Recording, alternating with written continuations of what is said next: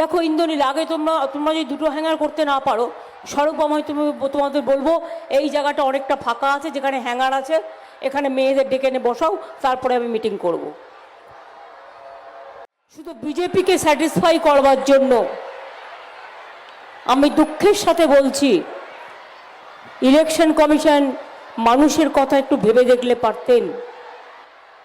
প্রধানমন্ত্রীদের কোনো অসুবিধা হয় না, কারণ তারা যে কায়দায় প্রোগ্রাম করে সাধারণ মানুষ সেটা পায় না। সাধারণ মানুষকে রৌদ্রে দগ্ধে, মাটি দগ্ধ, আকাশ দগ্ধ, বাতাস দগ্ধ, তপ্ত গরমে দীর্ঘ দাবানলে জ্বলতে জ্বলতে জ্বলতে মানুষ এখানে এসে উপস্থিত হয়েছেন। আমি আপনাদের বলি,